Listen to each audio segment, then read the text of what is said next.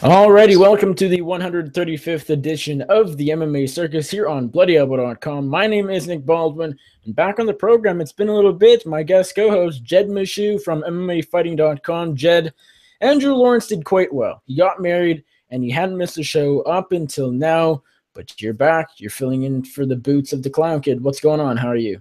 The king is back. Long live the king. Excited because this is a whole new territory, man. Now you're up running the video, which is, new and different. You got the whole new format. So I'm excited to really step my game up even further, become head and shoulders. I think I was already above Andrew Lawrence. I know that he has tenure, and so he kind of got to carry on. And you had maybe a couple other guys, Wes Riddle, jumping in occasionally. But I think we all know who's really bringing the heat, who's bringing the thunder. And now in video format, look at this face. Do you see this face? This is a face built for television, not for an audio-only podcast. So I'm only going to rise.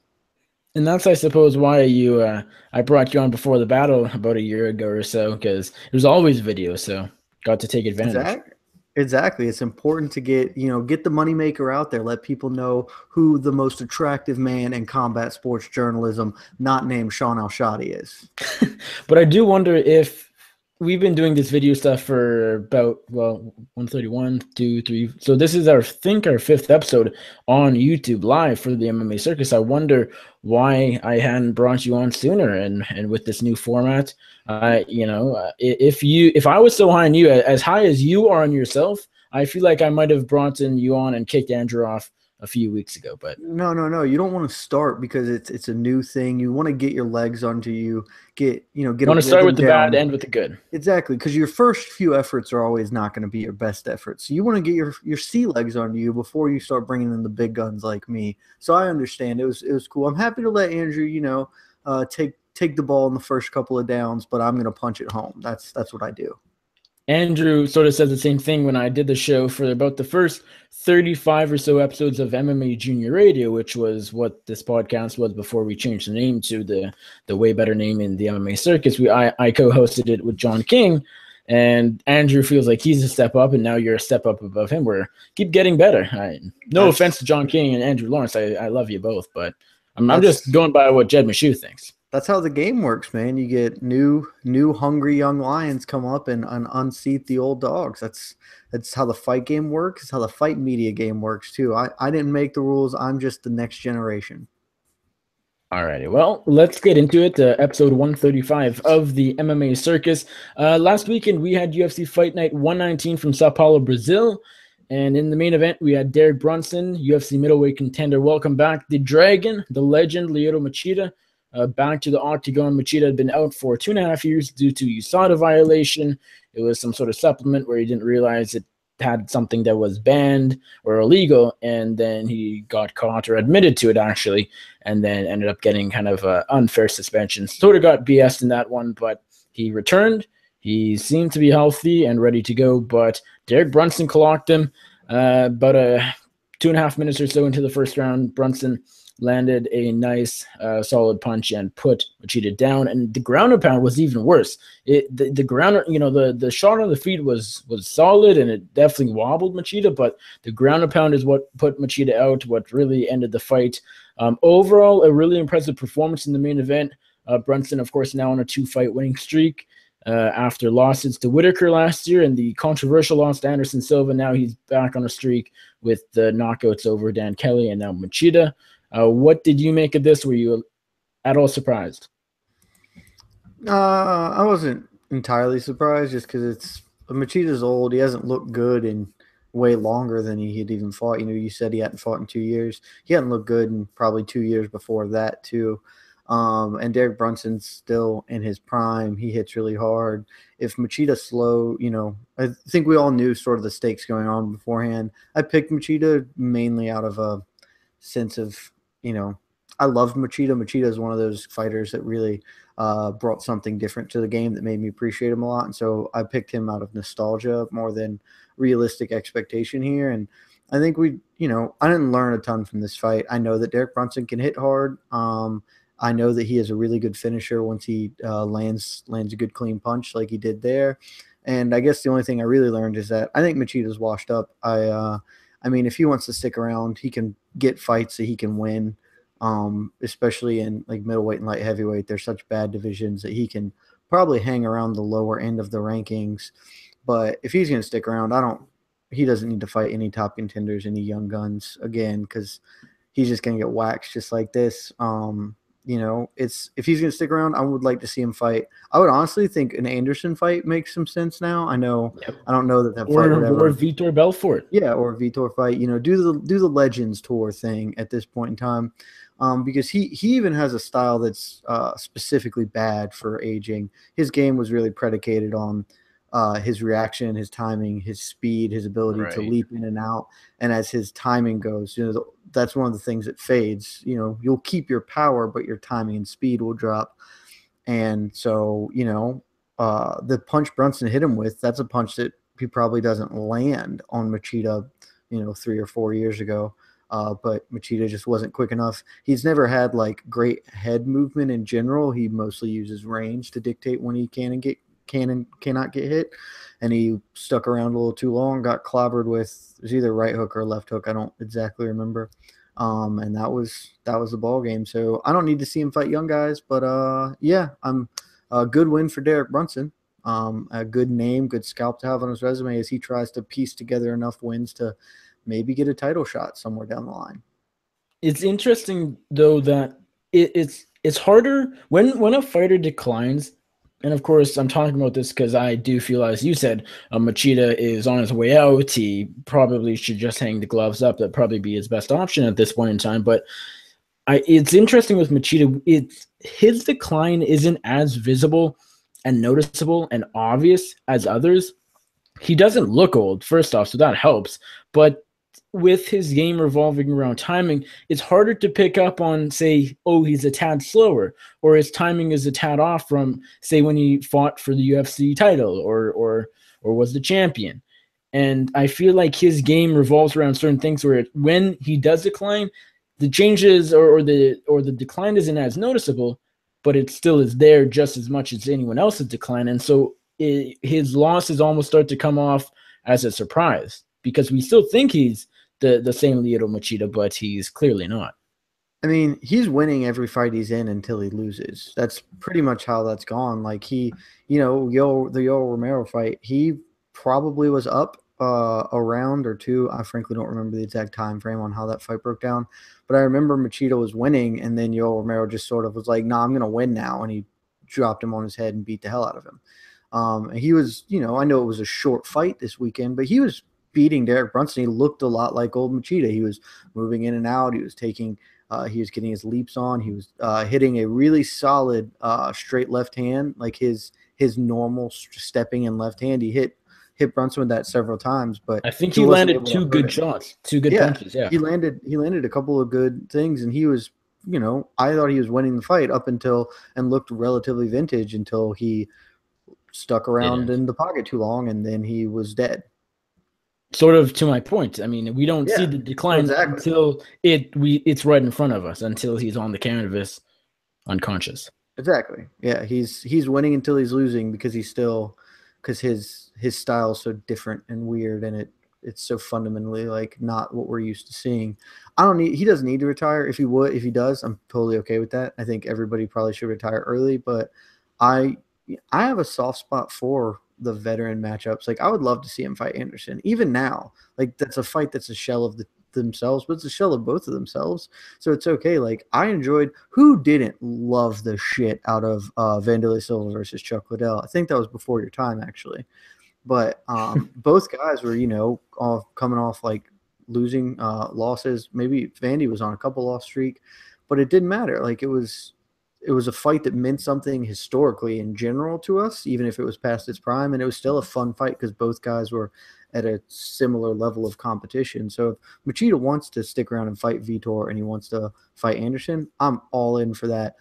Don't put him in against Bobby Knuckles or, I know he wouldn't fight Bobby Knuckles, but don't put him in against any of the young lions. And frankly, don't put him in against like Sam Alvey, because if he gets knocked out by Sam Alvey, I'll just be really sad. Well, because look at Rashad Evans losing to Dan Kelly and Sam Alvey. Those are fights that should never happen. Run that back. Run Evans Machida back. Fuck it. Why not? That's what someone suggested to me. And my first thought was, Okay, Sure. I can't think of much. I mean, I would prefer Machida Anderson or Vitor now Yeah, that I think about it. I would. Rashad Lyoto too. That's That fine. works. That's fine. Yeah, dude, Machida Shogun, be fine with that. They want to run a third Machida Shogun fight. Just Although do the. Shogun is a top 5 light heavyweight right now. I know that he is, and Shogun probably knocks out Machida again, but that's still not a terrible fight. But yeah, just that's it. Like I don't need to see Machida. We don't need to talk about this too much more. I mean, we didn't learn much, so and No. the stuff we learned was pretty simple. I'm it's hard to like I thought Brunson would use his wrestling a little bit, but I feel like we always say that and then in hindsight, oh, he knocked another guy out even though he's still good at wrestling. Should we be surprised? That I mean, it's tough to say. I thought he would use his wrestling a little bit at the very least just because of Machida. He has a funky style on the feet, sometimes hard to figure out on the feet, and Brunson is a guy who keeps his chin out, and that's something I asked him yesterday when I interviewed him, keeping his chin out and working on that and his striking in general. So a lot of people thought Machida would be able to snipe him from the distance, and Brunson would therefore look for takedowns. But in hindsight, I mean, Brunson is just winning nowadays by first round KO. That it's just a fact. So I thought Brunson would grind this one out a little bit and win by ground and pound, but I can't be all that surprised that he just started Machida like he did. No, you super shouldn't be surprised by that. I mean, his like last 7 fights that outside of the Anderson fight have all been like first round KOs, right? I'm looking up it now. Yeah. Yeah, KO'd Machida, Dan Kelly, got knocked out by Robert Whitaker, KO'd Uriah Hall, Jucal, my boy, Sam Alvey, Ed Herman. All of those are first round knockouts. The one, yeah, literally 1, 2, 3, 4, 5, 6, 7 of his last 8 fights. Only one of them has gone past the first round. That was the Anderson Silva decision. Everything Yeah. else has been a first round knockout. And the last one, last time he won by decision was Larkin, was it not? Just Correct. off the top of my head, Yep. yeah. I'm looking at it right now. Yep. And Lorenz that was Larkin. August 2014. That was the Yeah, Dillashaw Soto card. exactly. That was so he comes out and blitzes people. It's what he does, and it's a good. I mean, it works for him until it doesn't work for him. Right. I think if the fight When had he gone fights longer, a great guy like Whitaker, a great fighter. yeah, I mean, well, Whitaker's also a really good counter fighter. Whitaker basically did what I thought maybe Lyoto could do here, which was he just sniped him coming in. And I mean, if this fight had gone longer, we probably would have seen him go to his wrestling some, but it only Right. lasted 2 minutes. He Yep. didn't have to. He called out Luke Rockhold afterwards. I instantly thought, oh, that makes sense. That's I fine. didn't really think about it, but that makes sense. With Jacare Weidman still, I think, sort of in the works. It had been talked about. Haven't heard anything for a while, but if Weidman Jacare does happen, then we have Rockhold Brunson, really only the notable middleweights without a fight, and I think that makes sense. Who's I think it's Romero actually a fighting? really good matchup too. Romero fighting. Oh, I forgot about Romero. I was just yeah. I guess I with mean, Romero, if they do Brunson Rockhold, that's fine. But frankly, I want Rockhold Romero. I think that fight's for a title shot for the winner. That fight, that's like a tournament, I guess. That fight is for a title shot against the winner of it's Bobby Knuckles starching the winner of GSP Bisping. it's hard to even talk about the middleweight title picture right now, and I think that's why we'll stop until Yeah, this weekend is over. Until we know what's going to happen with whoever's champion comes Sunday morning. I love that you think we're gonna have any clarity about the division come Sunday morning. Well, okay, maybe not Sunday morning, but at least we'll know A, who's the champion, and B, I think if GSP beats Bisping on Saturday, no one knows what's going to happen. No one. Probably not even GSP, because he still is saying he's going to fight Whitaker, but I'd be kind of surprised if GSP Whitaker happens if GSP beats Bisping. GSP Yeah. fights. If Bisping beats GSP, there's a more likely chance that Bisping fights Whitaker. Still not super high.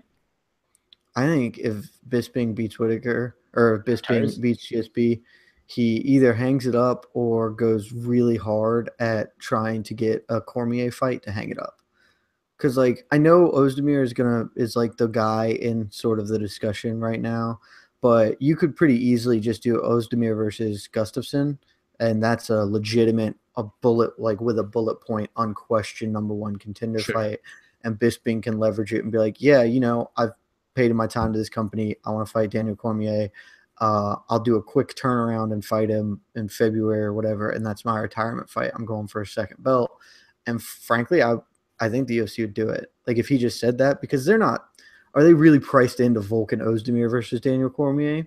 Come I on. think DC and Ozdemir are, but I don't think the UFC is I think DC likes the idea of fighting Ozdemir, but he because he would think it would be love an the easy. idea of fighting Michael Bisping. It's the easiest payday of Daniel Cormier's career if he gets to fight Michael Bisping. He would beat the. It would be a brutality, and he will probably get paid, especially if Bisping beats GSP. Probably gets a bit of a shine off that here, not like a ton, but he still has his own name, his own value in general. Plus, he gets a little bit of a kick from the Bisping win, or from the GSP win, and then he goes up to challenge for a second belt. Like that's a bigger payday. That's just a bigger payday for Cormier than a Volkan Ozdemir fight, and it's an easier fight probably. So that's my general 2 cents. That's not based on any insider knowledge. That's me just straight up saying I think if Bisping wins, he goes hard at a Daniel Cormier fight, and he should. And I think if GSP wins, I don't know what the hell he does, but it damn sure ain't fighting Bobby Knuckles. I'm trying to. Someone suggested to me just the other day that Bisping versus blank would happen after the GSP fight, and it was some sort of really weird, another stupid fight, sort of like Bisping GSP or like Bisping Hendo. I'm trying to think. I not Nick Diaz? Nick. Yeah, that's who it was. Someone suggest it wasn't you. No, it No, was. I've been wanting Nick Diaz and Michael Bisping to fight forever because I think that fight would be Well, that's incredibly fun. that is what it was. So thank you. Someone suggested Bisping versus Nick Diaz. I don't think it happens, but that's almost as likely as Bisping. I I think don't think Nick Diaz is likely at all unless Bisping loses. Then maybe the UFC could convince Nick Diaz to fight again. I frankly just don't think Nick Diaz is ever fighting again. probably not. Bisping, we'll talk about. I'll save this for after when we're talking about the fight because it is happening. But we'll talk a little bit more Sao Paulo. In the co-main event, we had Colby Covington upsetting Demian Maia, and I say upset. He was a slight favorite all week up until fight night. The lines flipped pretty much as soon as the fight was just about to start. Colby, of course, closed as a plus 100 betting underdog. He went in there, lost the first round on most people's scorecards, although two Brazilian judges, or judges in Brazil, I should say, I don't know if they were Brazilian, I assume so, actually gave him the round, which is surprising. So he won by decision. He was a bit slow going in, but turned things up in second and third round when Maia started to fade. But the biggest story, so I guess firstly, feel free to comment on his performance. It was a decent fight. It was a bit more What the hell are you entertaining talking than about? Fight was garbage. okay. It was more entertaining than a typical Colby Covington fight. I don't know about that. Fight was garbage. It was better than some expected, but the bigger story than Derek Brunson's win, than Covington's win, was of course his post-fight comments, and that's what I want to focus on. So after the fight, all fight week, Colby Covington had been shitting on Brazil. People were saying that at Media Day he called it a dump, and I think that might have been the case. I don't know if for sure, but after the fight, he talked to Daniel Cormier, who was on commentary duties that night, and he called Brazil a dump. He called the Sao Paulo crowd filthy animals, and he said a bunch of other incredibly insulting things towards Maia's hometown crowd. Do you think Colby Covington crossed the line? No, but I don't like it. I mean, what is this line that we're talking about? Like, How is it acceptable what Colby Covington did on Saturday? I mean, no, it's basically nothing in fight promotion is socially acceptable. I think Colby Covington For MMA sucks. standards, there's a lot of things in MMA that's For MMA acceptable. standards, that's fine. That's like right there. I think it's garbage, and it's a trashy. Like as a human being, that's a trash ass human thing to do. Like straight up, like you're just insulting a country or whatever, and it's not done with. It's a fine line, man. So like, I personally had somewhat of an affinity for Chael's stick, even though Chael was really bad in a lot of ways. It always, to me, felt like there was a pretty obvious undertone of pro wrestling tongue in cheek with Chael, that he was trying to adopt the heel role, and so he said some things that were not okay and shouldn't be given credence or brushed off. But at the same time, it was done in a way, or at least to me, I always felt that I knew that he didn't really believe the things he was saying, that he was saying them to get a reaction, to get a rise or whatever. And we could have a different discussion about whether that's a socially acceptable thing. But with Colby Covington, I believe just in my head logically that he doesn't actually think these things, because that makes sense to me that logically he wouldn't think these things. But he doesn't have any charisma. Like that's his whole fucking problem. Chael Sonnen, for his foibles and flaws, which are numerous, had a ton of charisma in general. And so when he said stuff, it still appealed to people in a certain way. This appeals to no one. Like Colby Covington has earned no fans. Some people care. Most people don't care in a way that's substantive. People cared about Chael is what I was saying. Oh, no, yeah. People cared about Chael. Nobody gives a shit about Colby Covington. Like, some people maybe care a little bit, and then there are people like us who just think, well, if Colby Covington's fighting, there will be a piece of me that hope he loses because fuck him. But at the same time, like, I am, you and me aren't what are not the straw that stirs the drink for the UFC or for buy rates or interest. We're going to watch everything. I'm watching every fight that the UFC puts on, partly because it's my job, partly because that's the level of fan I am. So Colby Covington is doing no favors with my group, my demographic. I also just don't think he's doing favors with the demographic of like who he's trying to court. At this point, nobody is tuning into a Colby Covington fight to see him lose like Floyd Mayweather. And that's an argument I heard a lot. And to an extent, I get it. Like, at the minimum, at the very least, Colby Covington has set himself apart from the rest of the rising welterweight contenders.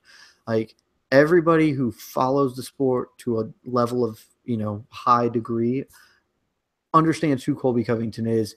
He has heat on him to some level. I think it's cheap kind of garbage heat, but it's still there. And maybe more importantly for him in general is it's opening the doors for fights. Kamaru Usman has tried to pick a fight with him. Ben Saunders, I know that's not like a fight that he would want, but Ben Saunders tried to pick a fight with him. Several other people are trying to pick fights with him. Although Covington doesn't want anybody but Tyron, so yeah, I know, but he doesn't get Tyron, so no, it's like.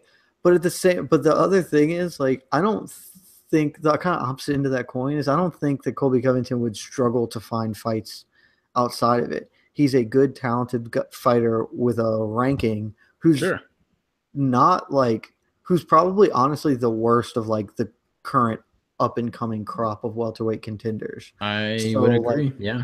So if you are an established veteran or another contender, you want to fight that dude because he's got a number next to his name and he's a winnable fight. If he was the nicest man alive, he is opening up other fight opportunities that maybe he wouldn't have if he was the nicest man alive. But people would still want to fight him. A lot of people. He's number 3 in the welterweight division right now.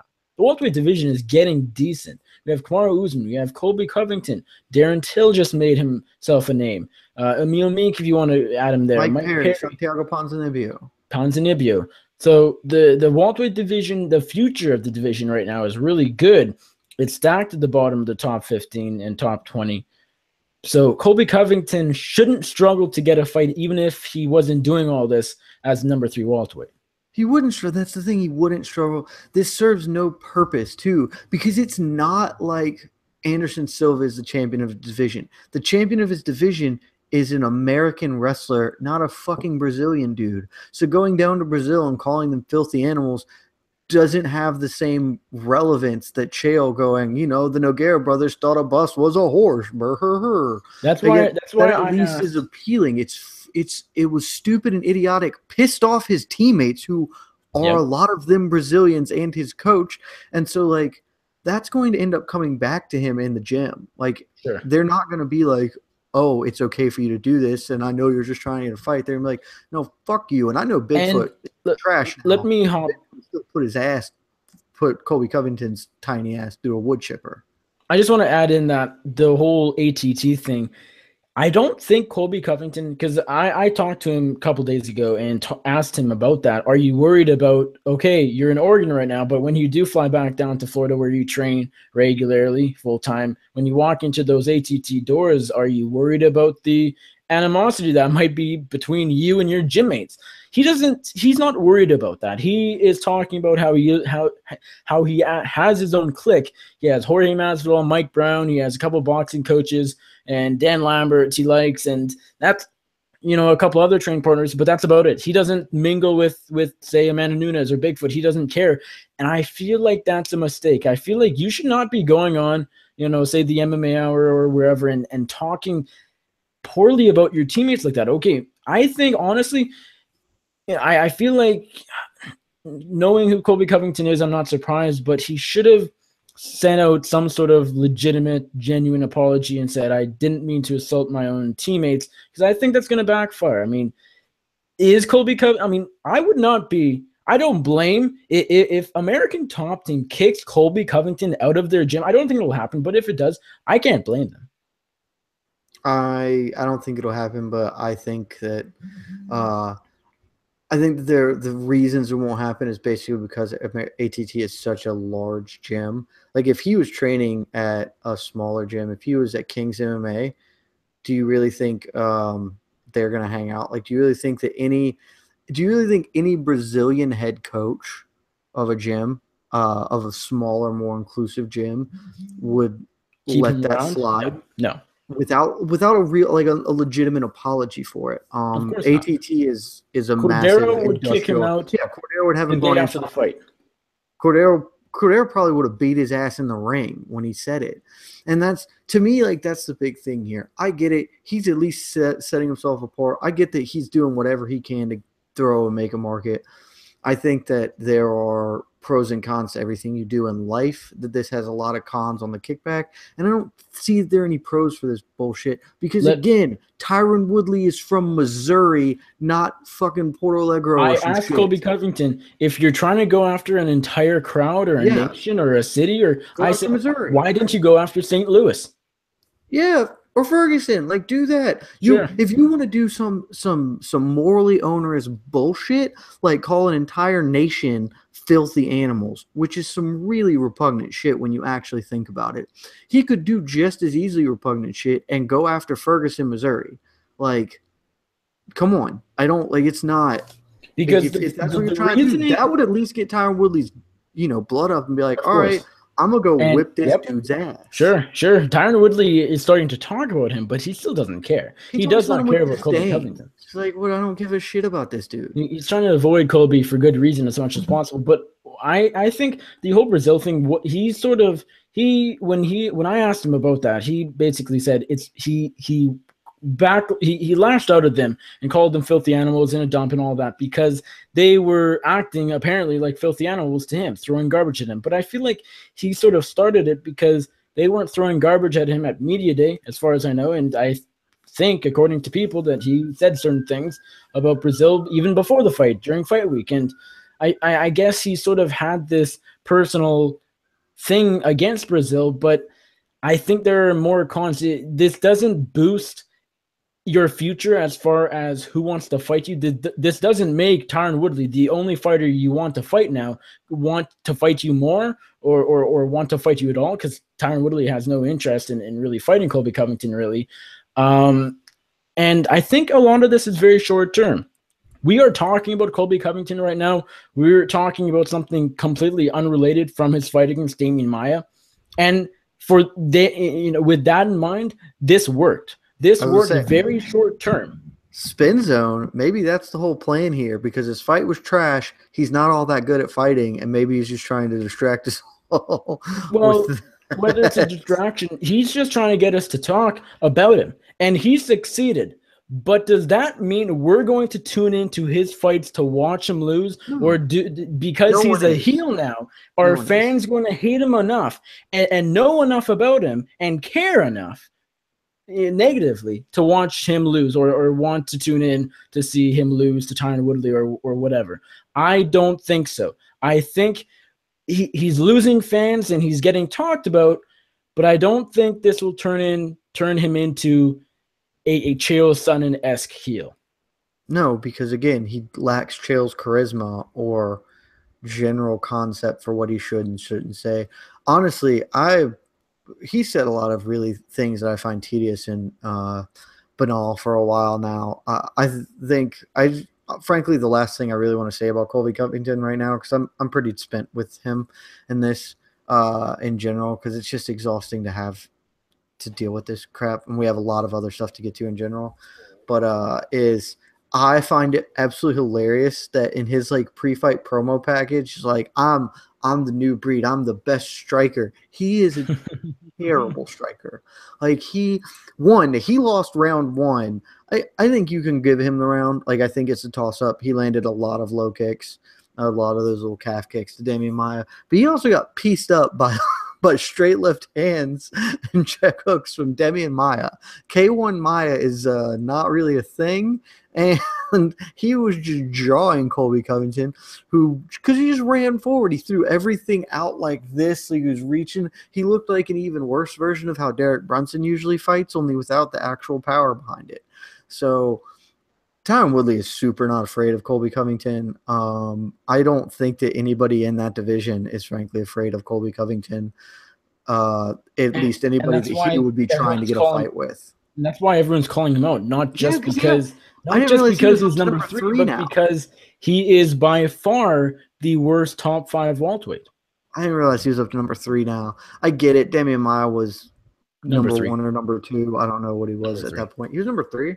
Yep. I guess he was behind Wonderboy. Yeah, I mean, I get it. You kind of take that win, but like Demian Maia is a unique guy in that there are a lot of dudes who probably could beat him based on style. Demian Maia is a guy where MMA math does not work at all. Yeah, exactly. And so, like, there's literally 0% chance Colby Covington is among the best 5 welterweights in the world. There's a 0% chance. Maia just beat Masvidal. Colby just beat Maia, but there's no way Colby beats Jorge Masvidal. So, oh yeah, he definitely doesn't beat Jorge Masvidal. Dude, I'm just gonna look at the welterweight rankings right now. He definitely doesn't beat Tyron Woodley. He definitely doesn't beat Stephen Thompson. He probably doesn't beat Rafael dos Anjos. Yeah. All the young guns, how is Kamaru Usman number 12? That's insanity. Well, I was gonna say that. I was gonna say I feel the worst out of almost anybody in the welterweight division right now. I feel terrible for Kamaru Usman. That guy is legitimately. He might be one of the best 5 welterweights in the UFC. Mike, he is. He is one of the best 5 welterweights. That's a dude who's going to hold the title. That's probably the dude who ends up taking the title off of Woodley eventually. Like Kamaru Usman would do horribly mean things to Colby Covington in brutal, violent ways. Santiago Ponzinibbio probably dusts up Colby Covington. Mike Perry's getting a bit close, but I think Mike Perry's a really close fight. And I think Mike Perry and Colby Covington are on that same level of like young guns. There's just a ton of dudes that I think Darren Till beats him too. 100%, not even close. Okay, so the rest of UFC Sao Paulo was really good, but we're already about 35 minutes into the show. We're aiming for an hour or a bit more. So I'm not really going to add anything else. We had Pedro Munoz upset. Ronaldo got past Miller. Santos put it to Jack Hermanson. Lineker getting past Vera, but not as easily as we thought. Gordon looked good. That's about it. Marcelo Golm answering no questions against Christian Colombo. Zaleski. He did answer some questions in general. I'm not going to talk about that fight. He's a capable fighter. Okay.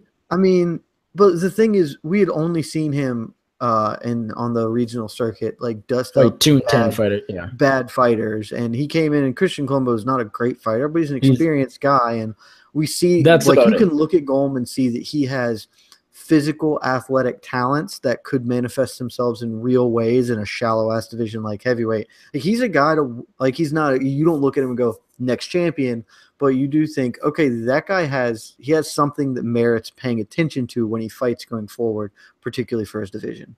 Yep. Well, that is it for UFC Fight Night 119. I do want to say one thing about this. The only other thing I want to say about the card is Marlon Chito Vera is way better than I think anybody gives him credit for. Certainly better than I gave him credit for before this. I would pick him in a rematch with John Lineker tomorrow. I think by middle of round 2, he had sort of figured out what John Lineker was doing, but he had already kind of lost too much ground at that point. But in round 3, you saw him take the round, and I think that he would sort of know how to do that going forward. Chito Vera is a really tricky grappler, and he has developed a pretty solid boxing game behind it. So I think this is a very clear case of moving to the States, training with Oyama. Team Oyama has done wonders for him. Talk about a coach who has done a ton in the past year, really unheralded. Team Oyama has been on the come up, and yeah, I think you're right. Like Chito Vera looks way better than anybody thought he ever was, and I'm excited to see him go forward. Oyama's had a lot of UFC signings that sort of go under the radar because they're lower level fighters at the time. They're, from Ecuador and Latin America and countries where we don't see too much MMA, like Peru. We just saw Humberto Bandone pull off an upset. Wesley Riddle on Before the Battle was stoked about that because he picked him for the upsets. And Alex Reyes, he went in there, got knocked out by Mike Perry, but a lot of people do that. Oyama's been doing really well. Yeah, so that's it. I just wanted to throw a shout out to Chito Vera, who I thought looked very good. Let us move on to what everybody is talking about, what this whole week and pretty much the past few months after Mayweather-McGregor has revolved around, and that is UFC 217, headlined by a middleweight title fight, as we spoke about earlier. Michael Bisping, the champion, taking on former welterweight champion George St-Pierre. GSP is finally coming back. A lot of people thought this would never happen. I was getting to a point where I remember saying that I thought at one point GSP would come back, but if you would ask me, say, last year, then you're starting to get a little less confident in that just because it's been, 4 years? It'll be almost 4 years come November 4th, come this weekend, come this Saturday. So where do we start? I guess we'll start with the main event. Bisping taking on St-Pierre. We touched on it already. What do you think overall? Are you as upset with this as some people are, or have you started to get, starting to okay it, starting to accept it a little bit, or do you still hate it? And also, let's sort of continue our discussion about where does Robert Whittaker fit in from here? I am not as upset with it anymore because now it is actually here, and once it's done, we can move on. I always hated this and thought it was ridiculously dumb because Bisping happened to be the champion in one of the most interesting divisions at the time. I mean, it was all top heavy, but there was a time when there were like 5 guys who with legitimate claims to maybe being the best middleweight on earth, and that should have gotten some point of attack in at Bisping, and he managed to dodge all of that and is now fighting a blown up welterweight. Yeah, they instead got Whittaker to beat Romero and Jacare, and that eliminated too. So exactly, we lost good fights because of it, and Bisping's been on the shelf for a year now, which is lame. But now that it's on in our sights, if something happens, and one of them gets pulled out, and then they try and reschedule this fight, something happens this week, tomorrow, and they try and reschedule this damn fight for, UFC 219 or whatever, I'll be furious. But as long as it's done and we can move on, it's whatever. I'm less mad about it than I am about the talks of Conor Nate 3 for similar reasons. I think it's an interesting fight in a lot of ways. Like I said, we were just earlier talking about how Legends fights are interesting. I think this is a Legends fight, really. Like, Michael Bisping's not the best middleweight on the planet, and George St-Pierre is definitely not the best middleweight on the planet, and almost probably certainly not the best welterweight on the planet either. So, I think it's an interesting fight with a lot of kind of smaller wrinkles. It's become, on a pure fight basis, it's become much more kind of engaging for me, but this doesn't tell us who the best middleweight is, and so to a degree, I don't really give a shit about it. I'm sort of think it's all that intriguing of a fight. I haven't really found those wrinkles that I guess you have. To me, it's kind of basic. If Bisping, it really all comes down to how George St-Pierre looks. If he is at all the GSP of old and who reigned over the 170-pound division forever, then maybe he probably wins. Obviously, if both fighters are in the prime, GSP destroys Bisping.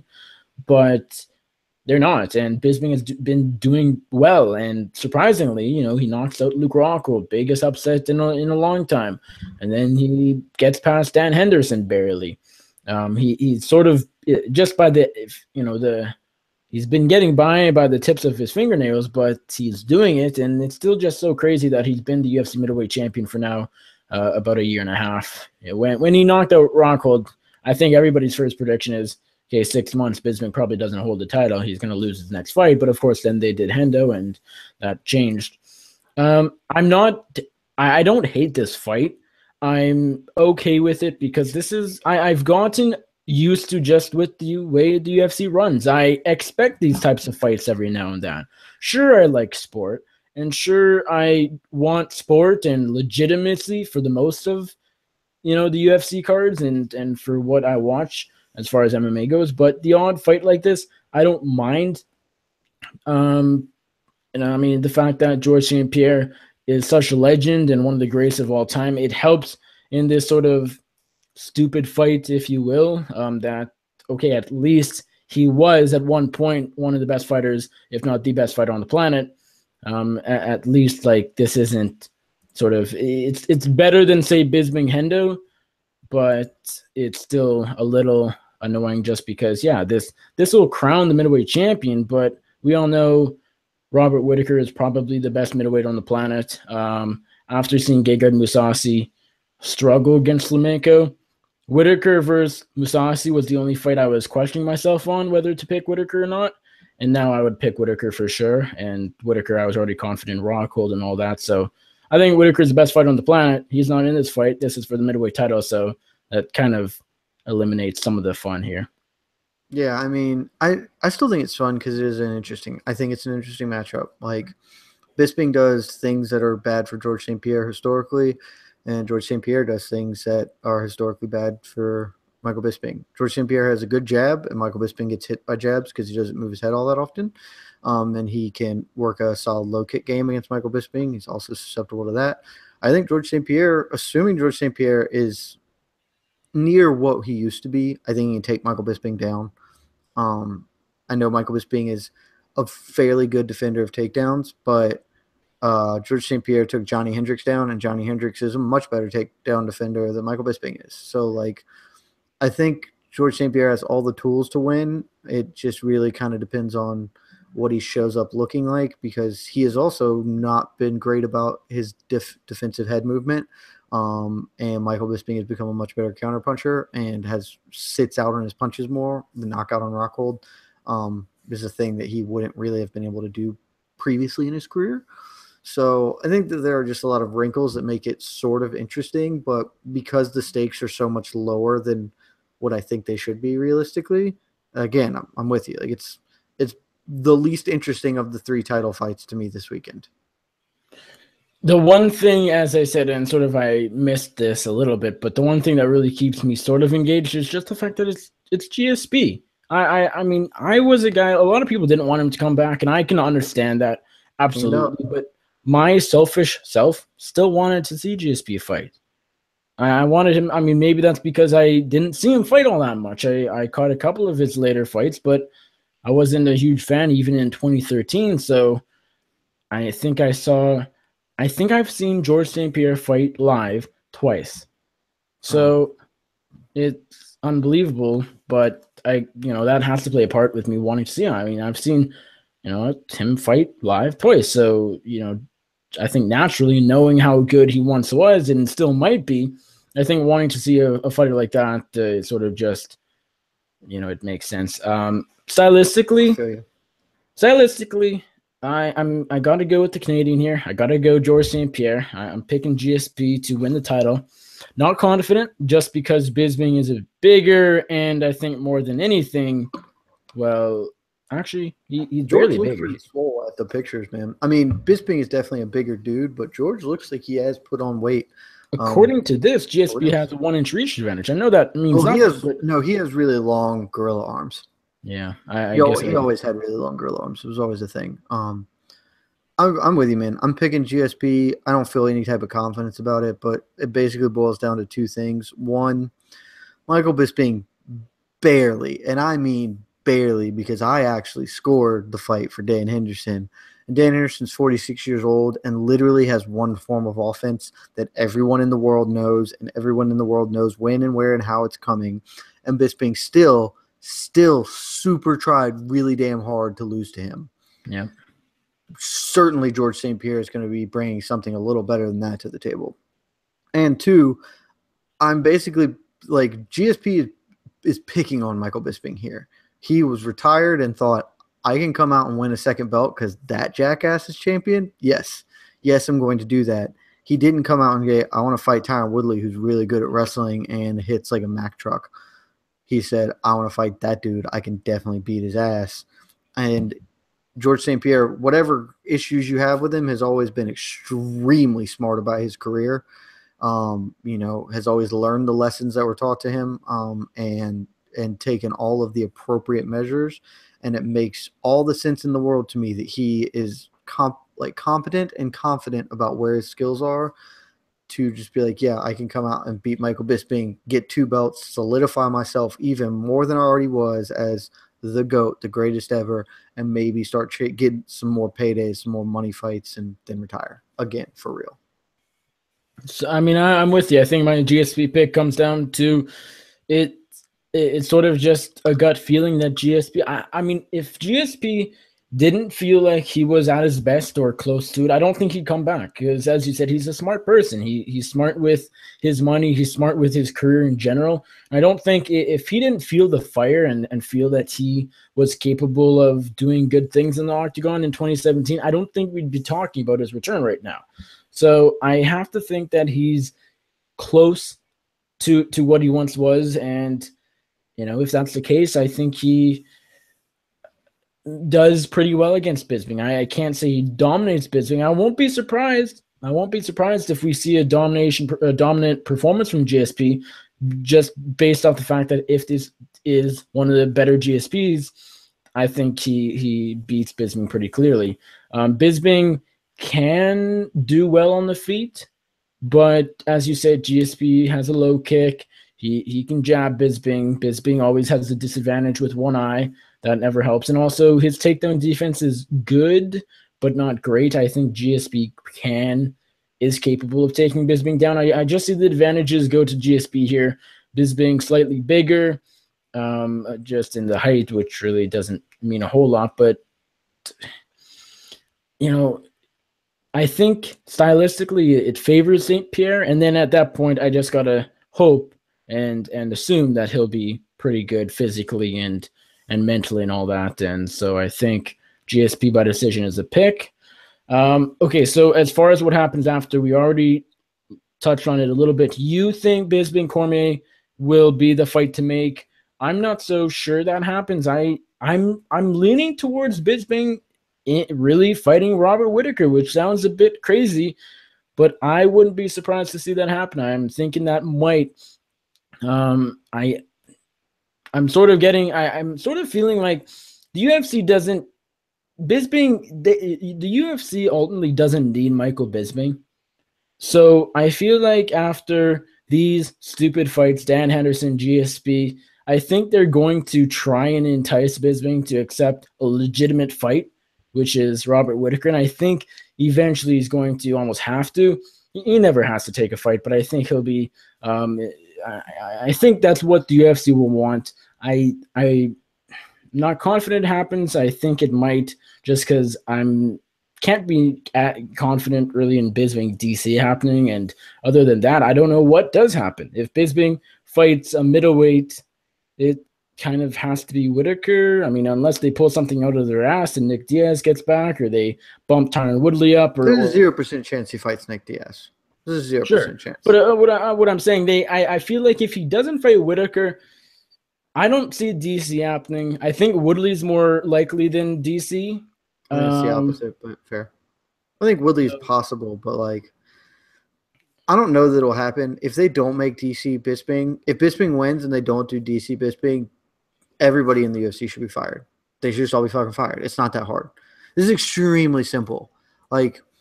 I don't, people might be like, oh, he's backseat driving. Oh, if you really knew how to do it, why aren't you ahead of a $4 billion company? I don't know. They're often really bad at promoting things. And this is super, super simple. Whitaker's still out. He's still dealing with his knee injury. And frankly, Whitaker is Whitaker. He's like internet fanboys like him because he's awesome, but he's not a draw. Nobody really cares if Michael Bisping defends his belt. And if Bisping comes out and says, my last fight, this is it, I'm going to retire, but I want to go up and chase the 205 belt, Daniel Cormier, you and I, we work together on a Fox desk. I respect you, but we all know you're not the real champ. John Jones is the real champ, but he can't come out and play. I'll show you that I can be the real champ. That's it. That's a sell right there, and you pack it up and do it in February. Like they don't need a big turnaround for it, but you just do it in February, do it in January, and with the understanding that Bisping is going to retire and vacate the middleweight belt. Bobby Nux gets promoted to real champion, and then middleweight can carry on, doing its business as usual affair. So I just don't see like why in God's green earth, if your options are doing Cormier Bisping in January or February, having Ozdemir fight Gustafsson, headlining a fight night somewhere, maybe do it in Sweden or whatever, later in the year, early next year or whatever, Sure. and having Robert Whitaker still recover and then come back also maybe in March or April. Well, probably in Perth, in Australia, in February. Oh, is there a person? Is he? I don't know how far along he is on his recovery. I want to say whatever. he's good to go early 2018, like January, February, but Yeah, I could be mistaken. I don't know that for a fact, but yeah, but you just do okay. Well, here's the understanding. We'll have Robert Whitaker defend the interim title against whoever. That's it. Like there's not really another clear middleweight contender at the moment. So yeah, just It have would Robert. have to be almost like Rockhold Brunson winner if they do That's that. the thing. You do a Rockhold fight, Rockhold either Romero or Brunson on the undercard of Cormier Bisping. That guy gets to face Whitaker for Whitaker's real belt in the late spring, early summer next year. Like that makes way more sense to me than doing DC versus Ozdemir and Bisping versus Whitaker. Like that's just not. Nobody's getting hype about those particular events, Whereas I think that there's enough juice behind a Bisping DC thing that you can sell it. Well, let's move on and talk about the co-main event of the evening. The Bantamweight Championship is on the line. Cody Garbrandt defends for the first time against TJ Dillashaw. This is probably the best fight on the card, right?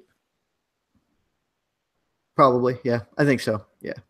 What do you think about it? You could have convinced me that Jan Jacek Namajunas is, but I honestly, think with that, I'm quite confident that JJ defends her title. Like I'm expecting a fairly dominant performance. Whereas in the co-main event, it's more of a coin toss. I'm pretty solid on who I'm picking, but it's much more of a coin toss than JJ Rose, in my opinion. So yeah, I probably was initially felt that way, and as things have gotten clearer, I still think that both fights have pretty clear favorites and pretty clear winners. But the gap has widened for me certainly. It and so used to be you're picking Joanna Champion, who you got in the I'm co-main, picking champs to defend. I think except for GSP. yeah, I think Garbrandt is I think if you'd asked me probably like a year ago, I probably picked Dillashaw. I'm in the same boat. So I'm picking Garbrandt, but last year before the Cruz fight happened, I'm picking Dillashaw all day. No, if I'd done that, but yeah, definitely. But if you'd asked me after the Cruz fight, like immediately afterwards, I still probably am picking Dillashaw because I thought Dillashaw beat Cruz. I think that his style is a little more problematic for Garbrandt to deal with. In that Cruz is still really Cruz's defense first, offense second, and Garbrandt really used that to his advantage to win exchanges and get points. But at the end of the day, that fight was still kind of close. I mean, Cruz still took 2 rounds. He lost 3 and got dropped, and maybe I think he might have been 10-8 in one of those rounds, not 100%. But it looked like in hindsight, it looks so much worse because Cody danced all over his fucking grave and embarrassed him. But there was still a competitive fight realistically, and at the time I would have thought, well, TJ can be similarly competitive in similar stretches, but he's so much more offensively potent and so throws so much more volume that he can win more rounds and can probably take it. Now I just think you give Cody Garbrandt another year. This guy's a really special talent. And with a year, he's going to be much better than the last time we saw him out. And he is so fast and is so powerful. And Dillashaw is going to have to – Dillashaw has to make his hay inside. He has to get in and work a volume game because that is what he does. And that's going to give Garbrandt so many opportunities to counter with big power and hurt Dillashaw, create the type of offense that will kind of overcome the fact that maybe Dillashaw's throwing more than Garbrandt. But so, yeah, I frankly think Dillashaw is probably going to lose or maybe win a round. And I think Garbrandt's going to be able to hit him hard, hit him clean, hit him early, and do enough to dissuade Dillashaw from coming forward and then end up losing a wide decision or maybe getting knocked out. Wow, I'm not as confident. I think this is a closer fight than you do. I'm picking Garbrandt, but I think it's going to be a decision. I'd be pretty shocked if he knocks Dillashaw out. And I'm probably going 48-47 if I have to go exact. I think Dillashaw has the potential to pick up 2 rounds, but I still do think Garbrandt takes the majority and takes the fight. I'm going to say that Garbrandt knocks him out. I think he can knock him out.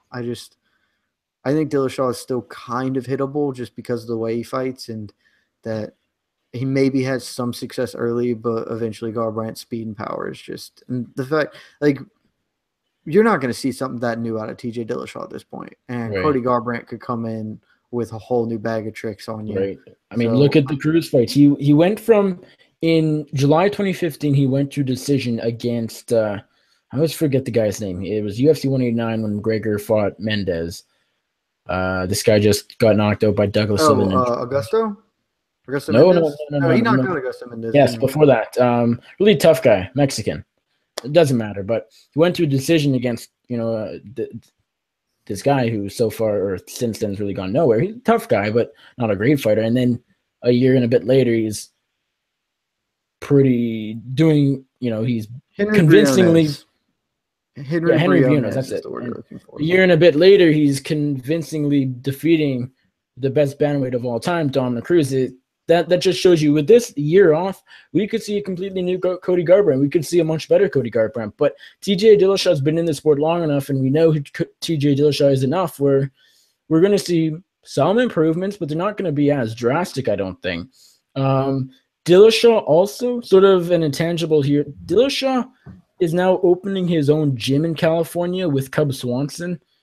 I think that happening while he's training for what could just be the biggest fight of his life isn't exactly good. It's unclear where he's training. He's sort of out of elevation now that Muscle Forum left Denver, and now he was training at King's MMA. I don't know how often, or he's sort of going all over the place, it seems. And that's not necessarily a great thing when you're in the training camp of a title fight. On the flip side, Cody Garbrandt's coming off back surgery, and that's never fun just because that's pretty serious. And who knows how healthy he'll be. But stylistically, I think this favors Garbrandt ever so slightly just because he hits a lot harder and he's a slightly better boxer. He's really talented on the feet. I think more so than even people give him credit for. And I think he is able to box TJ Dillashaw up. I think this looks similar to the Cruz fight. I think it's a bit more back and forth just because, as you said, Dillashaw is a lot more offense-oriented than Cruz is, although that might actually give Garbrandt more chances. And I think this is sort of where you're coming from just because since Dillashaw is going to be coming forward too, he'll be open for to take a bit more damage than even Cruz did, I think. The reason I think it's a bit closer, though, I think in general, Dillashaw is a better striker than Cruz, and I think he's a bit more active than Cruz on the feet, and I think that he's still able to land his fair share of shots as well. And so I think it'll be close. I think it'll be a tough fight for both men, but I do think the champ comes out on top ever so slightly against his former teammate. Team Alpha Male, give me Cody Garbrandt here by unanimous decision. Let's just run through these last the rest of the fights. Really, the title fight still. I mean, okay, so UNAM Jacek, I'm interested to hear this from you just because you think this is a bit of a closer fight. We have UNAM Jacek defending her strawweight title for, I think, the sixth time maybe. It's been she's been the champ for a long time, of course, very dominant. She's taking on Rose Namajunas, who fought for the inaugural title in December 2014 against Carla Esparza, was tapped out in that fight in the third round. I think this is going to be domination for Joanna Jacek. She is on a different level than every strawweight in the UFC, whether it be Jessica Andrade, who she's just 50-45, whether it be Claudia Gadelha, whether it be Carolina, whether it be Rose. I don't know how Rose wins this fight. She's really good on the ground, but I don't think she'll be able to get Joanna down. And if she does, I don't think it'll be for long. I think Joanna keeps it standing. I think she lights Rose up on the feet. And I'm actually going Joanna by late stoppage. I mean, I agree in general that I'm picking Joanna and Jacek to win the fight. The reason it's narrowed a little bit is the same reason that Garbrandt pulled away. Rose is still really young, and Rose is really talented, and you can expect her to add new levels, new depth to her game, improve a lot. I agree she doesn't have many avenues that are great to win here, just because of how good Joanna Jacek is. She's Jose Aldo. She's Jose Aldo 2.0. But I think that, if you're going to fight her, I think Rose can maybe piece together some parts of a game that can produce interesting moments, if not a consistent enough process to win.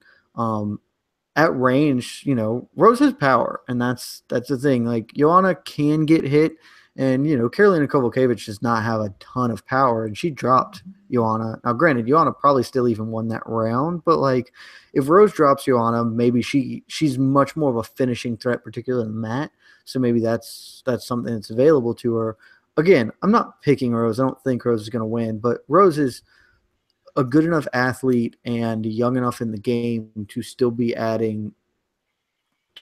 tools to her game to make it more interesting. I do ultimately think she comes up short. I think Rose can't compete with Joanna in the clinch in particular. I wouldn't be surprised if Joanna started instigating clinches, if she just kind of walked Rose down, put a bunch of volume on her, and then just started working her over in the clinch. Kowalkiewicz beat the hell out of Rose in the clinch, and Jacek is at least as good a clinch fighter as Kowalkiewicz. So, again, I'm not picking Thug Rose, but I think that it's close. It's gotten a lot closer for me the more that I've kind of considered it and thought that, okay, well, this fight's taken a while. Rose has looked pretty good, but at the end of the day, she still lost to Karolina Kowalkiewicz over, a little over a year ago, and Joanna dump truck Kowalkiewicz. So I think she's gonna likely just piece up Thug Rose with combinations and maybe bring out those low kicks this fight. Might see a lot of those, so that'll be interesting. But yeah, that's my view on the fight.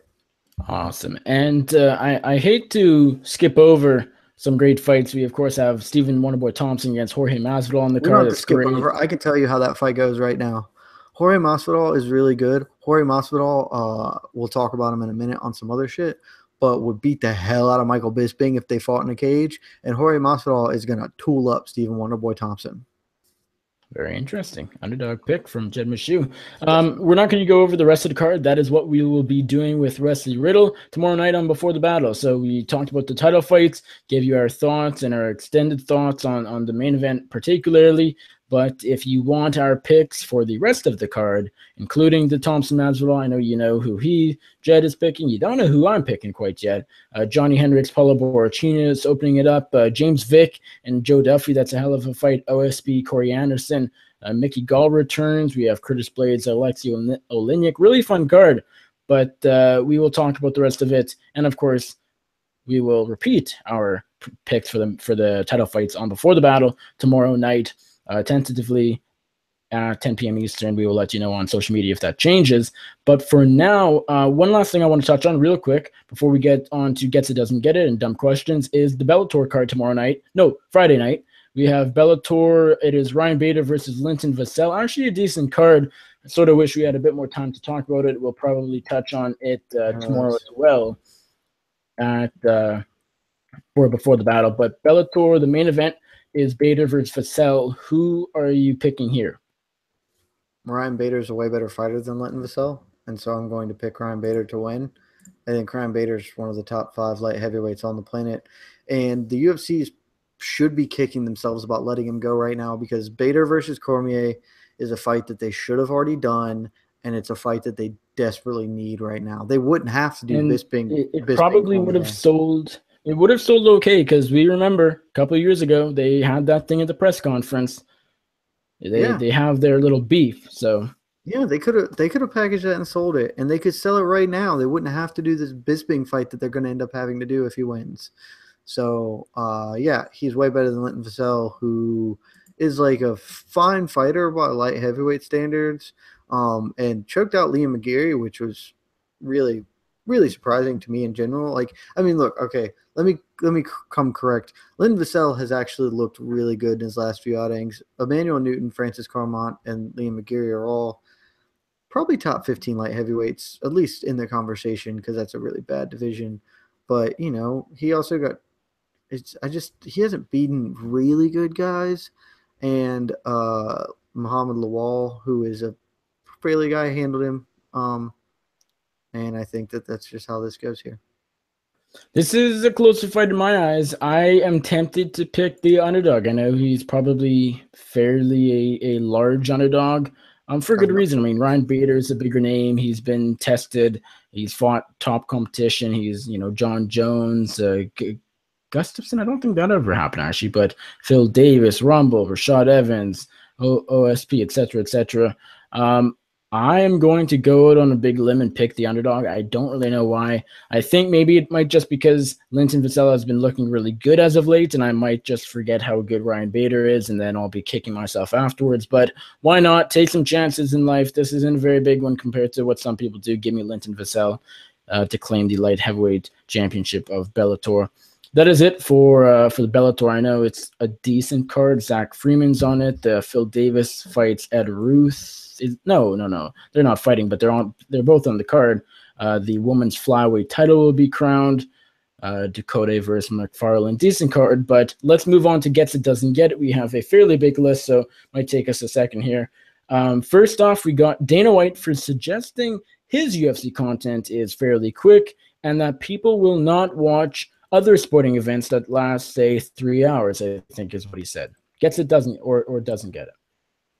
I didn't even hear this quote, but if he thinks people won't watch a sporting event for 3 hours, he clearly doesn't understand that football takes 3.5 hours to 4 and is the most popular sport in the United States by a long damn shot. So I would maybe need more context on the quote, because that sounds really damn stupid. Well, I'll really quickly try and pull something up, but I just remember he went on some podcast that it might have been New York Post, or I don't remember, but some podcast a week or so ago, and basically was talking about what can happen moving forward with their TV deal, and he sort of just mentioned today's young people don't want to sit down and watch a 3-hour sporting event, and then he went on to call UFC quick content. So Dana White, huge, does not get it here. Next up, we got Cody Garbrandt for suggesting, or for actually saying, he literally said he thinks beating TJ Dillashaw comes on Saturday will wipe out the bantamweight division. Essentially, there'll be no one else left for him to fight. Gets it, doesn't get it. Doesn't get it. That's way fucking stupider than Dana's comment. Dana's comment has some levels of reality attached to it. Garbrandt is currently the head of one of the best divisions in the sport, with a ton of viable challengers. And if he honestly thinks if he beats TJ, nobody's going to be anywhere. Like, he's probably going to be a pretty big favorite over anybody else he fights, but it doesn't mean he shouldn't fight all of the people in his division. Like, just off the top of your head, can name me like 3 135ers, because I can name like 10 probably. Like, you're telling me you wouldn't want to see John Lineker fight Cody Garbrandt? That fight doesn't Jimmy have merit. Rivera, the most obvious choice of all. That's actually the other thing. Jimmy Rivera actually has a bulletproof case for a title shot here, and if he beats Cruz, of course. Yeah, so there's that. But I mean, like, Cody Garbrandt should fight Jimmy Rivera. I would watch a rematch with Cruz. He should fight John Lineker. Aljamain Sterling is looking like he's really pieced together his problems. John Dodson should be ranked way higher, because John Dodson beat John Lineker and got fucked by the judges. Yep. Like, Put John Dodson versus Cody Garbrandt. Are you kidding me? That fight's amazing. So Cody Garbrandt's insane if he actually thinks he cleaned out a division. He just wants to try and, negate it so he can move up because Conor McGregor broke MMA and is probably the worst thing that ever happened in the sport. So I agree, Cody Garbrandt. I think he's just sort of trying to talk because he wants the DJ fight, which to him is a money fight. To everybody else, it's not. It's kind of funny how that works. But so Big doesn't get it for Cody Garbrandt because there's a lot of challengers. Bantamweight's one of the better divisions in the UFC right now. Just to clarify, the last thing about Dana White, I tweeted out third best division in the UFC. Yeah. So just to clarify the White thing, since you didn't hear about it, I tweeted out on October 25th when this was because MMA Fighting put out an article on this. White says young people in 2017 US don't like watching 3 to 4 hour football games. Says UFC is different because, quote, my content is quick. If you add in FS1 pacing, I'm sorry, Dana White, but your content is very, very far from quick. Also, next up, when the fuck did UFCs become 3 to 4 hours? No. He said football games. I know, but does he think that his content is quick? Because his content is like 7 hours long. Well, that's what he said, but that's why he doesn't get it because he has no idea what he's talking about. I'm saying he's insane. Yes, of course. Next up, we got the other John Jones, not the fighter, but the video game guy. He put out a video that, he actually put out another video talking about the mean tweets, reading some mean tweets that were sent to him for the fighter John Jones. He also put out it's just a really fun video. Check it out. It's hard to describe, but just talking about the life of a person who everyone thinks is someone else, and it's pretty cool. So gets it to the other John Jones. Yeah, I mean he definitely gets it. Also, his Twitter is frequently entertaining because he just calls out the people who message him. But so there have been a couple guys who have had names similar to other famous people in the news lately, and he has been like, and they'll be like, man, it sucks when people think that I'm this guy or whatever. I forget who it was, maybe Aaron Jones or Aaron Gordon. And it's just like, yeah, I feel you, buddy. And it's just like, it's amusing. So yeah, definitely gets it. I'm in on John Jones. The real and John to Jones. Celebrate Halloween, somewhat hated, somewhat beloved welterweight up-and-comer Mike Perry made a video of him smashing pumpkins with elbows, with knees. The punches didn't work nearly as well, but I still thought it was fantastic. I mean, it's just something to keep Mike Perry in the news in a way. I'm sure some outlet put this up as a post on their website just because it's going to attract viewers, and it's kind of it was a fun video. So Mike Perry gets it here. Yeah, definitely. It was a fun video. I think I would love to root for Mike Perry if he didn't keep questionable company and have a spotty past. It would make it easier. I think if this guy can put together I think he's a good fighter. If he could be a great fighter, he really has the potential to be a star in the sport. And this video was fun. So good for him. I think a guy like Mike Perry has a lot more potential to be a heel than Colby Covington. Yeah, I think so. I don't think Mike Perry's trying to be he has much more of a potential to be Conor McGregor, not to the extent or the length, how big Conor took it, but his personality is bombastic to that degree. And that's not an act. Like when he's being that way, you're like, yeah, that's who that dude is. Like when Colby Covington is doing it, you're like, Colby Covington isn't a guy with a shady past that makes what he's saying sense, whatever. Team Alpha Male. This is an interesting one. So Justin Buckles went out last week on his podcast, Stud Show Radio, and said he is no longer the head coach of Team Alpha Male, which was an odd decision or very interesting just because Buckles has been the head coach there since January 2016, so coming up to 2 years. And he's we can't put everything on Buckles, but he's the official head coach. Have to put something. He's turned the team around. He built Cody Garbrandt up from an unranked prospect to UFC Bantamweight champion.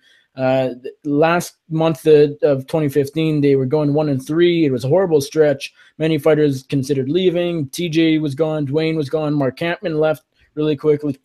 Everything was going wrong, and Buckles steps up finally, and things are looking good. But now all of a sudden, he goes out and says their system has changed ever since he went to Alaska, ever since they moved facilities. Now there's sort of multiple head coaches like Chris Holdsworth, Danny Castillo, I think Faber. Buckles is now apparently in charge of Muay Thai. Sort of unclear, just because Uriah Faber, the co-founder of the gym, and I guess he owns it. They have some sort of sponsorship as well, so I don't know how that works. But main guy at the gym, Uriah Faber, he went out and said it's not totally true, and that everyone. I mean, it's sort of weird. You have to look at it. Basically, he said Buckles, there's a bit of a misunderstanding. So sort of a gray area right now. I don't think it's a gray area. I think Uriah is just trying to cover his ass. Maybe.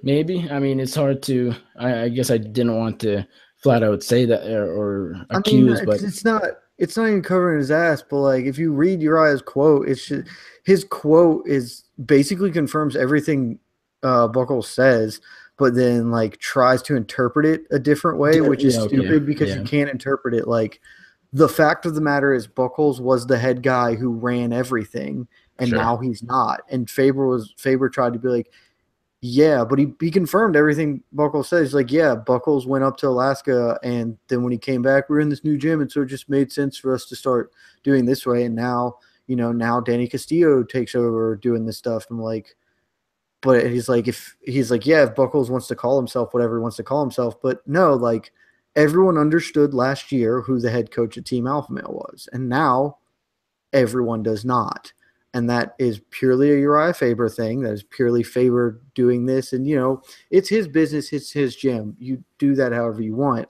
But his whole thing reeked to me of knowing that, like, okay, yeah, I'm confirming everything Buckles says, but he's interpreting fake news. He interpreted it wrong. Like, no, you have confirmed everything he said, and you're just trying to make it seem like he's not the head coach, even though he's not. Like, yeah, Buckles is still going to be the head guy for Cody Garbrandt, and I guess the fighters that want him, like if a fighter specifically wants him to maintain his thing or whatever, but he is not the Team Alpha Male head coach anymore. So, I looked up the interview Faber did, and basically everything you said is right about how he confirms everything. He confirms everything Buckles says. Yes, yep, he does. It's wild. Like if Greg Jackson came in and was like, Mike Winklejohn's name is still on here, but he's not going to be involved in nearly as much as what he's doing.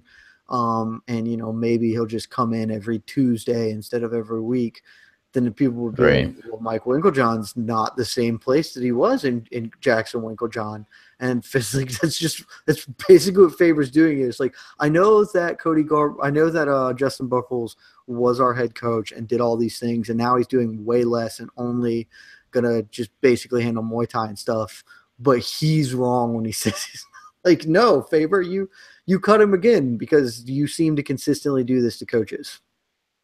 Straight up. Alrighty, moving on, we have so I guess we sort of even forgot to cover it, but yeah, it doesn't get it. Team Alpha Male, I mean, going by what has been said, they've sort of changed things around. Faber changing things around is it doesn't get it, even if somehow Faber's correct in this assessment, which is not.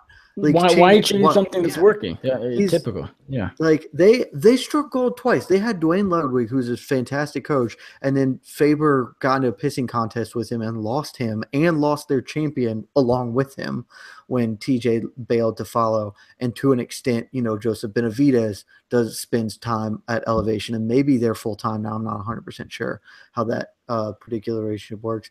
And then somehow ended up coming out clean on the other side because Justin Buckles turned into a good coach. And so he had a homegrown coach, and now he's not making him feel confident or comfortable in his role, despite the fact that Justin Buckles gave them one of their most successful years last year. Because it wasn't just Cody Garbrandt. The Bektic comeback. Why can't I think of Darren Elkins? Like, Darren Elkins' fucking epic comeback against Merced Bektic. Sure. Like, Buckles did good work with that team, and he got screwed here, and that's trash. All right. I know one thing you wanted to touch on was the incident between Jorge Masvidal and Michael Bisping behind the scenes today. They got into a bit of a confrontation. They yelled at each other for a little bit, and then they went on their merry way.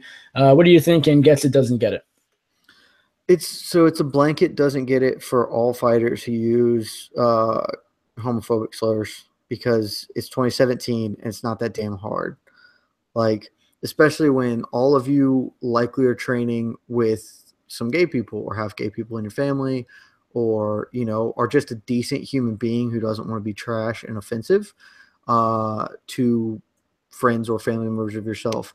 Conor McGregor sort of got a pass for it last week after the fight night when he said drop the F-bomb several times.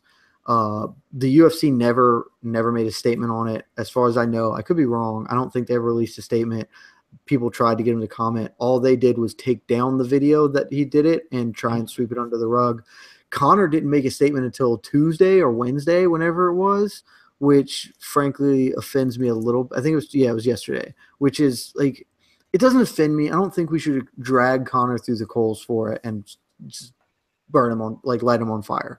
But at the same time, Conor McGregor is rich and famous and has a PR person and a publicist, and they would have immediately seen that this is a thing that happened and would have texted him and called him like, Conor, you need to get out in front of this, because in any other sport, they do this shit immediately. In the World Series, some dude in the Dodgers dugout did I don't even remember what it was. I just remember that he like did some racist thing. I think he pulled squinty eyes to make fun of an Asian dude, and literally immediately apologized like the day after, because it's a real sport and they make you do that. Conor waited 3 days and gave an apology. Good on him for giving an apology. But the fact that the UFC didn't come down on it and be like, make a statement and make a stand, means this type of thing continues to happen, which is why today George Masvidal, when he met Michael Bisping and they've been beefing for a while, he said the same thing Conor did. That's awesome. And to a lesser extent still, some people are going to be real angry about me social justice warrioring, but on his podcast this week, Bisping dropped a no homo, which is really stupid, and it was an infantile thing 10 years ago, much less like today. And it's just, there are a ton of gay people in this world. Every one of these people knows a gay person has a gay member in their family or trains with probably multiple of them, and so they shouldn't do that on a personal level. And the UFC has a ton of gay talents on their roster. Their women's bantamweight champion is gay, and they shouldn't accept things like this, and they should drop the hammer on people and send a message and be better. Just be better. It's not that hard. Yep. So, I mean, I guess all of this, I don't even think you mentioned, maybe you did, but all this started just because Masvidal at the very end of the video did drop. Yeah, I said it. He dropped. So, he said the F word. Yes.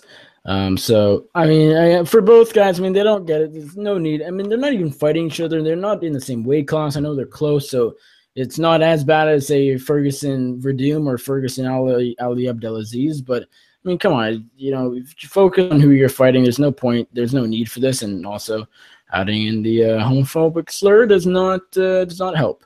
Next up, we got Conor McGregor. He went out today or the other day and said he wants, in order to make his return to the UFC, he wants a cut of the promotion. He wants a promoter's share, essentially. Gets it or doesn't get it?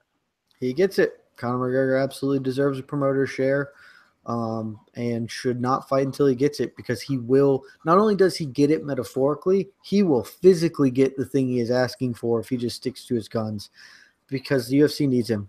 Like somebody, I think it was Scott Harris, just tweeted out while we were talking. His statement was, Fedor was a luxury, Conor is not. And that's in reference to the fact that Fedor always wanted a promoter share. That's part of why he never signed with the UFC, is he wanted that. And Dana White would never give that up, for good reason at the time. Fedor did not bring enough value to merit that for them to kind of lose what they have staked into being the only game in town and being their own brand. Conor does bring the value. They need Conor, and they need Conor to fight for them. And so, yeah, like, he's going to get it. If he sticks to his guns, he is going to get it, because he has to. Like, and so good for him. He deserves it. Like, whatever you think about him as a fighter, as a person, he brings that value that merits this. And so he definitely gets it by knowing what he's worth. Good for him. Yes, I totally agree. I mean, I don't think you can go the other way. Conor McGregor absolutely gets it. He has done so much in the sport and whether you hate it or love it, crossing over to boxing, fighting Mayweather, winning 2 titles, holding it at the same time. He's done so much and he draws people in. He has the value. And if there's no way he doesn't get what he wants now, so ask for everything. As long as it's sort of reasonable. I mean, he can't ask, oh, UFC just want to like give me all your prop. I mean, obviously he would never ask that. It's stupid. But as long as it's sort of reasonable, which at this point in time this is, he's gonna get it. A Because promoter share is super reasonable. He's not asking for like stock in the company, which frankly he would deserves anyway. sure. Like if he wanted stock in the company, I could see them maybe having more of an issue with that. But he just basically wants to be able to get the same sort of amount of money he was able to get for the Mayweather fight. Yeah, The same which portion makes of sense. money, which makes sense because he's bringing all that money. Good for him. But it is interesting that, as a lot of people predicted, after the Mayweather fight, he's not nearly as inclined to fight again. And I think he does fight again, but just another sort of roadblock that they need to figure out before he does. Dana White, he put out, I think in some sort of interview or whatever, maybe TMZ probably, he said boxing could be in his promoting future. Gets it, doesn't get it. Well, both. I understand, like, it's not honestly a terrible idea, really, but it's sort of a terrible idea because they aren't boxing promoters. Boxing is terrible in a lot of ways. To have to get into that game would be awful. And really, it doesn't get it because it perpetuates this horrible thing where UFC fighters want to believe they're boxers when none of them are, and it's really bad that they do. So I don't want to see Tyron Woodley box. I think that that's the dumbest idea in the world. Sure. And so if they start doing this, then they're going to try and get more guys to want to do this. And that's just like, I get it, kind of why not is a correct assessment. I believe that was his actual statement. Why not? There's no real reason to, but God, I just hate it. And I just want this all to be done. Yeah, I mean, I typically, or I mostly agree with you. I think it's a bit of both because gets it just because it's more money. It's going to draw the eyes. It's more promotion, more fights. It's all good for the most part, but then you still have that. I just want this whole boxing to MMA and vice versa. MMA thinking they can box and want to box, and Stipe calling out Joshua and so on, and Jimmy Manuwa calling out David Haye and et cetera, et cetera. I just want it all to stop, and this will just make it even more prominent. So a bit of both there. And our last one is from this past weekend's UFC Sao Paulo in the Zaleski dos Santos versus Max Griffin fight. We had a big doesn't get it, in my opinion. Goes out to Griffin's corner, to the referee, to the doc. I guess the referee probably can't stop it, but the doctor. There's no way Max Griffin should have went out in that second round. I think it was. He was badly hurt at the end of the first. Very close to a stoppage, and he went out there still sort of on wobbly legs, and he survived, and he started actually looking okay. But man, he should not have been fighting. And same in the second, in the fight after the Hakran Diaz losing badly to Jared Gordon. That should have been a stoppage too. Shame on that referee. Nearly basically touches them, and Gordon loses position. And then the referee just changes his mind. So a lot of bad refereeing all around at UFC Sao Paulo for the most part, but particularly in the Zaleski dos Santos fight with Griffin. Big doesn't get it, goes out to his corner for not throwing the towel, and the referee and doctors for not stepping in as well. The only thing I wanted to add about this is these aren't good fights for the UFC, for MMA in general, just because they promote the idea that we shouldn't throw in the towel, that corners shouldn't throw in the towel, because Griffin started to do well in that round. He even, I think, knocked Dos Santos down afterwards. And that makes a greater argument for people that don't think we should throw in the towel. Oh, see, Griffin, had you stopped the fight, he would have lost. He started to look good. He wasn't out of it. It's all BS. He was basically out. And so this fight was great. It was a fight night, but it's not actually a good fight, and to my point, doesn't get it big. His corner and everyone who had the potential or opportunity to stop it. Yeah, it's results-oriented thinking. I know Griffin ended up being fine and coming back and making a good fight, but you don't judge something based on how the outcome happened. You judge based on whether it was the right decision at the time. And Max Griffin's corner should have thrown the towel in right at the end of the round. To me, I definitely thought Max Griffin was done and should have had a 100%. I was angry and yelling at the corner, and there's 0% chance they should have let him off the stool for round 2. I think the ref probably should have come in and stopped it as well. So yeah, I'm with you. I think that was trash, and that's my big soapbox these days is we're really, really bad in MMA about stopping fights. Yeah. And you saw a little bit of it when like the Conor McGregor the Mayweather fight should have been stopped. Absolutely 100%, not even close. And you got a bunch of MMA fans who watched that and said that's trash. And they say it's trash because they don't understand. But like boxing, they stop fights much earlier because they're much better about this stuff. And I think I agree with you. We're perpetuating a stigma that we don't need.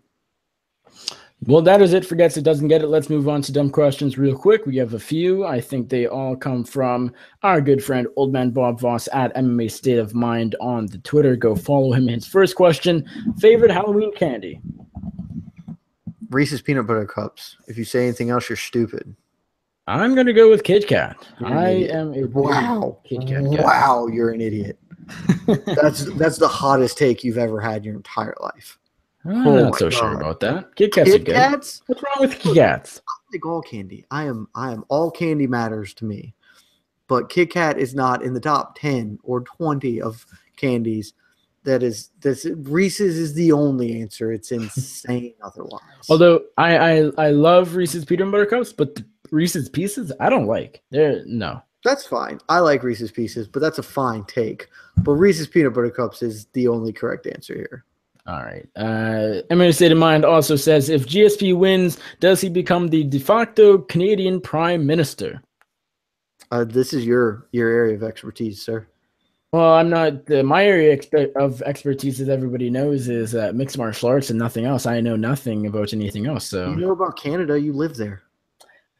You might be surprised how little I actually know about Canada. Yeah, you know more than me. I don't live there. Perhaps a lot of Americans, stereotype aside, I'm sure some know about Canada. A lot of Americans don't know shit about Canada. Oh yeah, that's all I got. That's all I got. Yeah, he doesn't even need to be a de facto president or prime minister. Kick Justin Trudeau out. GSP rules over Canada. I don't know. GSP's a handsome man, but Justin Trudeau is also a handsome man. So it's tough call there. I don't know who's more handsome. Yeah, but some would argue Justin Trudeau is closer to a pussy than GSP. GSP is a fighter. It's tough. Hey, I mean, I'm sure that George St-Pierre is tougher than Justin Trudeau. That's likely unquestionable. Yes, it's not a hot take at all. Doesn't seem like it. Last question comes from Bob Voss as well. This is another one directed to me. I'm sorry they're all to me. I don't know. I guess he didn't know you were co-hosting. He says, has Nick ever played Dance Dance Revolution? You're going to predict, though. Have I? No, because I think that was a little after, maybe a little before your time. I'm thinking you're probably right. I don't know if I've played it. I've certainly seen it. I know my neighbors, my friend had some sort of mat at home. Dance Dance Revolution mostly, did it start in like the arcade with the metal platform? Yeah. So I've seen those. Probably didn't play it though. And then I know you got the mat you can take home as a video game. I've seen that too, but didn't play it. So I have not, but I do know what Dance Dance Revolution is, just in case that wasn't clear. That's a win. Good work. Yes. Well, that is it for episode 135 of the MMA Circus. Thank you all for tuning in. Whether you're listening live or tuning in later after the fact, on iTunes, Stitcher, Pocket Cast, Google Play, SoundCloud, TuneIn, Player FM, Podcast Addict, or Overcast. That's the one I missed, I believe. Go follow us there. Go like us. Go subscribe. Go whatever else you can do. Comment on our YouTube channel, on this YouTube post as well. Give us a thumbs up. We appreciate it. Subscribe to the channel. And of course, as I said, Subscribe to us on iTunes. Go review us and rate us. Subscribe and SoundCloud and all that. We appreciate it. Jed, let everybody know where they can find you on social media, where they can find your writing and podcast, perhaps, and anything else you got to plug. I write at MMAfighting.com. You can check me out there whenever. Follow me on Twitter at Jed Meshew, and also on Twitter on my homepage. One of the top pinned tweet is a link to this St. Jude's Children's Research Hospital fundraiser I'm doing. I'm running a marathon on Saturday. Big day is almost here, just a couple days away. I've hit my goal, but can always raise more money. Nick has joined and contributed. I'm very appreciative of that. St. Jude's Children's Research Hospital, it helps kids with cancer. There's not a much better cause in the entire world than that. It's a tax write-off, and every dollar helps to fight childhood cancer. So if you can, go check that out. Throw a couple bucks that way. You don't have to use my link. Do it anywhere you want. It doesn't matter to me, just as long as you're giving to the cause, because it's a really damn good one. So yeah, thanks for having me, Nick. It's been fun. We haven't done this in a while. Yes, it has been a while. I sometimes get bored of just breaking down prelim fights. Wall Terrace versus Mark Godbeer. Can't wait to break that one down tomorrow. We've already done it once. Got to do it twice. Got to do it again.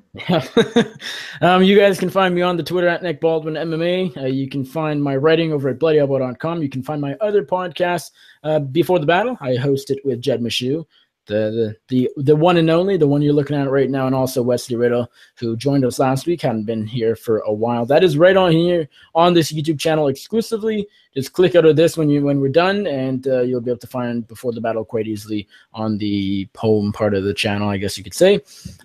You can find my other podcast, Beyond Combat. It is a brand new show. I just recorded episode 2 tonight. It is up on this channel. It's live, so go check that out.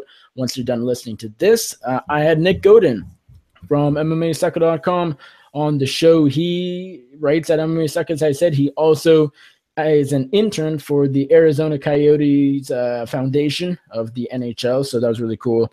I'm talking about covering NHL and also moving into perhaps a full-time communications PR position as well with an NHL team in the future. That is pretty much all I have. Thank you all for listening. We really do appreciate it. For Jed Meshew, my name is Nick Baldwin, and we're out.